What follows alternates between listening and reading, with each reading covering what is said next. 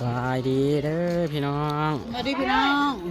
สบายดีสุมองสุบอนสบายดีสุขสุขคนพี่น้องเอ้ย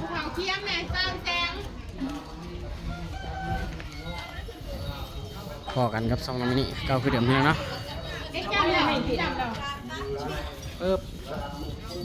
ไปกับไปแขนน้องดีแท็กพี่น้องเนาะดูกระเดื่องข่าว อีกรถแล้วจ้าจ้าโอ้โหเป็นไงแม่มึงใครๆนะลูกมันก็จะเบ็ดใส่ตัวหลอกไอ้เท่าไหร่ว้ายว่าหลายหมู่กระซังแล้วว่าอยู่ไม่อยากอยู่เข้า เจนนี่น้องดีแท็กพี่น้องเอ้ยเนาะไปสู่เมียพี่น้องเลย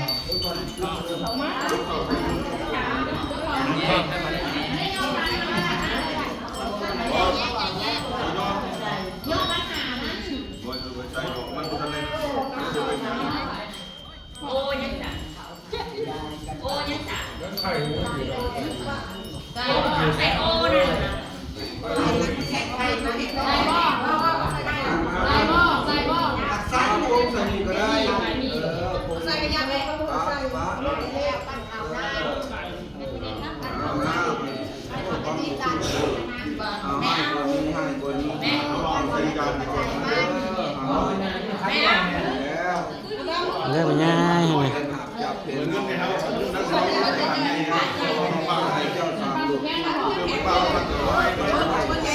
แขนน้องดีแท็กเนาะ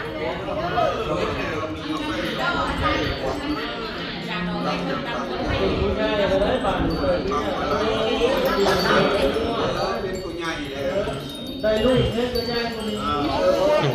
ถ้าได้ลูกตัวใหญ่เนี่ยมันเป็นพี่น้องนะมึงท่านนี่พี่น้องเอ้ยฟาดโธ่ตั้งมุกตั้งใจไปอยู่ใส่สีได้เนี่ยมัดประตูคนนี้มัดประตูคนนี้แดงเจ้าว่าก็ได้ตู้กระลาตู้กระลาเป็นไรตู้เขาชวนกันไหนมีบอลโนแกน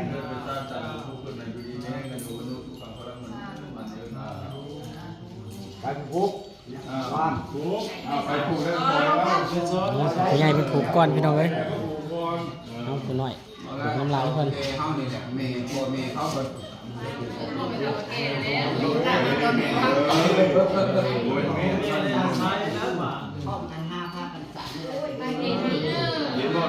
เมย์โซ่เสื้อมันก็เลยซาถูกเอาไป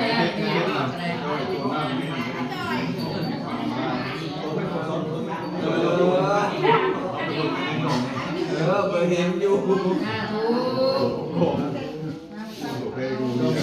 ไม่ใช่ว่าคนมีกับป้าใส่10,000ก็เลือกใส่60,000ใบแดงป้าใส่60,000เนาะมีเรือปิงส่วนลูกกัน50,000บ้าน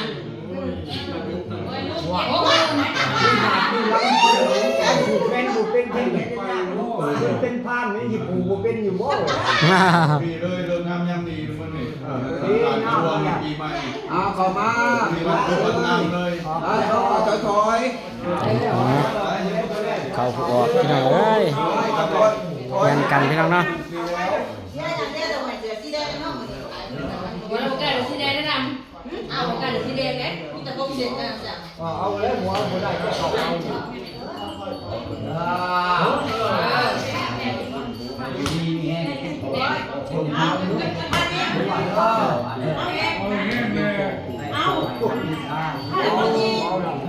จะเสด็จตุ๊บจะหนึ่งกันเลย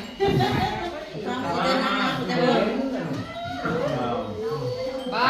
ตัวบ้า100,000เลยได้นะ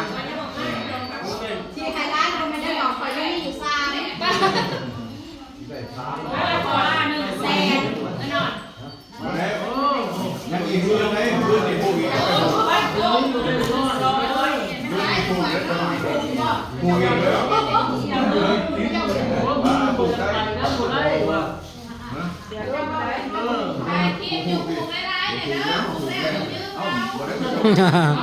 เจ้าปูมาตามมัน ความเดียวนี่ได้ดื่มได้ แล้วผมไม่ได้ผมมาเลย เจ้าน้อย เจ้าน้อย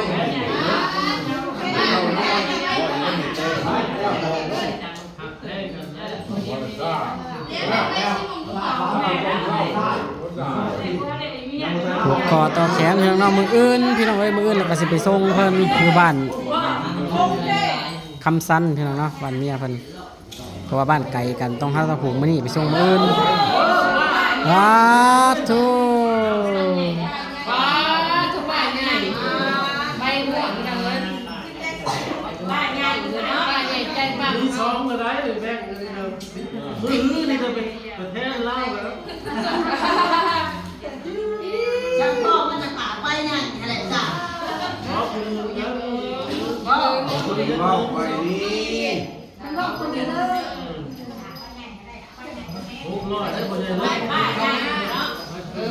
บ้านเจ้าใช่ไหม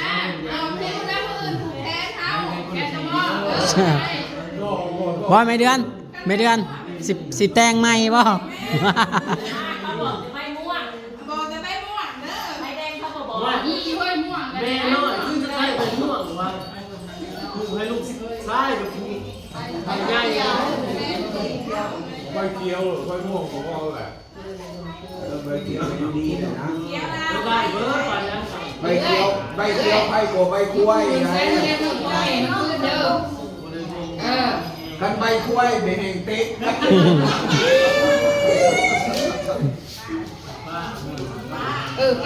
ป้าใหญ่ใส่หาเงินป้าตัวได้ถูกเลยป้าตัวจะป้าตัวนี่ก็ลอยแดงตัวหมู กูกันได้แค่เอากูลงชุบปลาก ำลังตั้งใจ โทษแล้วเป็นพ่อเป็นขวด แบบเชียงนี้ ไอ้ยี่บอกนี่เป็นเพื่อนเซนทองอยู่ เนี่ยคือพ่อตรงนั้นพ่อต้องเนี้ยแม่เวลาไหนก็ว่า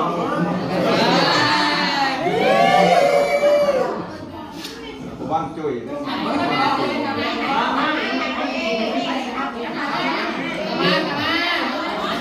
เมย์กับเมย์ใจดีเลยไม่ได้ตัวหมดไม่ได้ตัวเดียวเพราะว่าโอ้โห กำลังว้าวุ่นกันอยู่พี่น้องเอ้ยตอนนี้ มันนานตัวเดียวนี่ เสียว เลยตัวเดียวนี่ มาคือเป็นม่วง ค่ะลูกน้องนี่นะ เพียงไงแค่ที่เข้ามานั่งเนี่ย เอาตัวมาคันรอบ ฮ้อนขนาดพี่น้องเอ้ย เนี่ยเอาเลยที่ว่าสิเนี่ยเสียเนี่ยเดียวแต่พี่ไม่รู้ที่จะหัวจะไม่รู้ไม่หมักเลย ไปไหนไปเดี๋ยวย้ายไปไหนไปไหนลูกไปไหน โซนเอาผมมา ลูกมาแล้วใส่กูนะวะนั่งไปดู ได้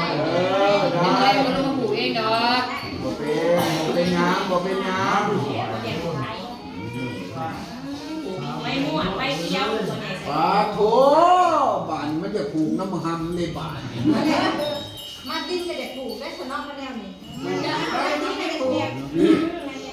น้ำแม่ท่านมหำบ่ผูกเยอะเลยมันจูงน้ำกันกูละจูงเป็นเสียก็ลงมาปลอกแล้วเป็นแมงกัน มีแบ่งกันอีกแล้วพี่น้องเอ้ย เอาไปถูกไปไหนไปไหนจะมาถูกไปไป ให้นั่งตรงนี้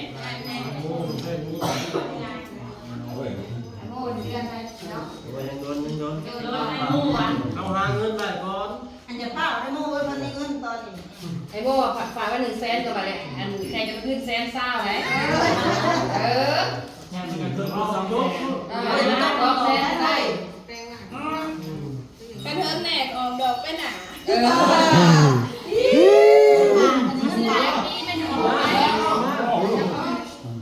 ผูกก็จะได้ร้านเดียวอย่างนั้นเลย ร้านนึงกับปูใส่ตี้น่ะ ร้านหน้าบ้านเป็นร้านผู้เดียว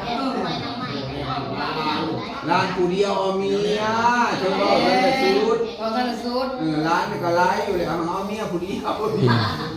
เงี้ยเดียวดีกว่าได้ผมเป็นยา เสียนะไม่รู้เสียนะ หักใจเดียว เดียว ลำด้วยสั่งด้วยก็คือ ทางนี้เป็นทางนี้เป็นเข้าในลาย อะไรนะเอา ไอ้คนเมา ย่านนี้เรื่องนี้ย่านแต่เขาใจบอก ตาเบิ้ง จับใจแต่ปลาย รถใหญ่พี่น้องตาเบิ้งเขามี ช่างอยู่ใกล้พ่ออยู่แล้วก็ว่าที่มันอยู่นี่มันก็มาซ้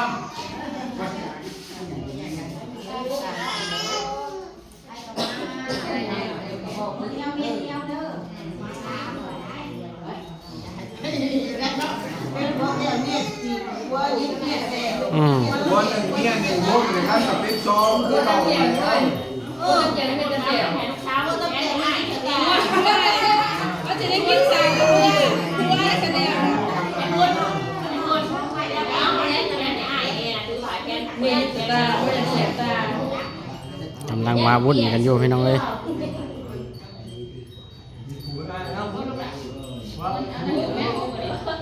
เดี๋ยวใช่ก็หมดเลิกผูกแค่หัว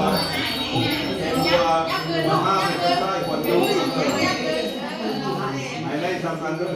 เดี๋ยวใช่ผูกไม่ได้อะไร บอกแม่ ฮอดกันพี่น้องเลย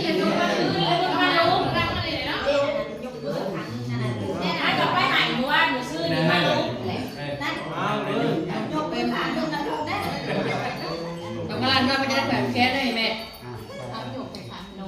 บางน้อยก็จะได้ขายแค่รถพลังนะ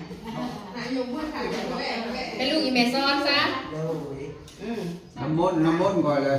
ให้เป็นไฟปลอมเขาสิเอาผูกเส้นเงินอยู่บ่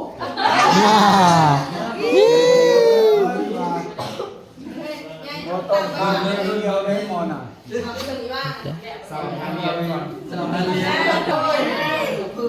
ตอนนี้พี่น้อง100,000พี่น้องเลยไม่เดือนผูกแล้วจับกล้องให้แน่ครับบ้านผูกขนาดอยู่ดิ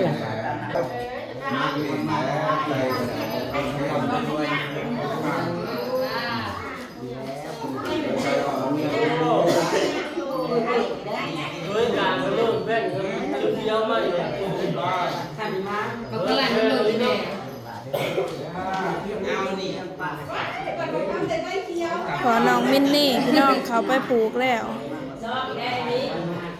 100,000 กีบ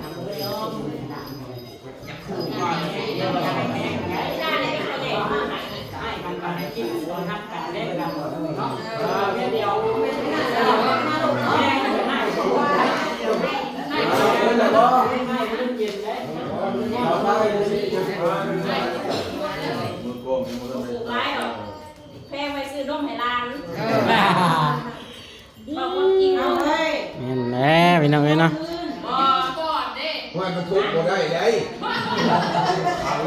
ว่าตายได้แล้วเลยได้ ถูกให้น้องดีแท็กพี่น้องเอ้ย100,000ครับก็ดีซ้ำงบเนาะแม่เดือน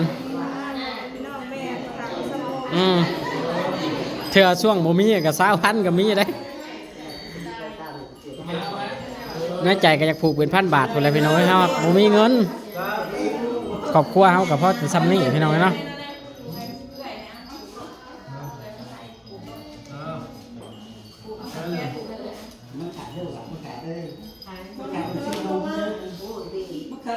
โทรไป1,000 บาท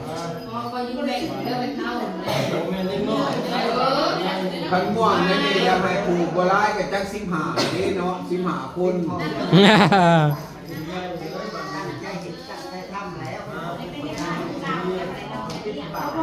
วได้สิได้ก็ตูเลยนะ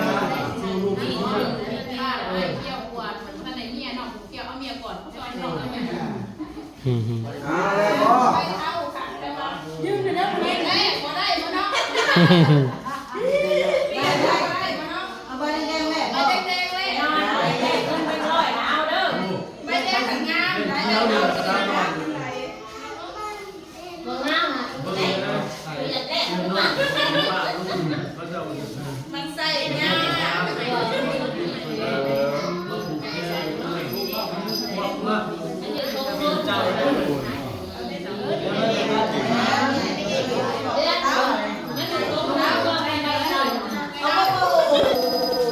เคพี่น้องเนาะสำหรับกินนี้เอาไว้สนิทก่อนพี่น้องเลยขอบคุณหลายๆพี่น้องบอกไปสุขทุกคนขอบคุณทุกกำลังใจขอบคุณทุกคอมเมนต์เลยพี่น้องเด้อพอกันคลิปหน้าพี่น้องเนาะสำหรับคลิปนี้สบายดี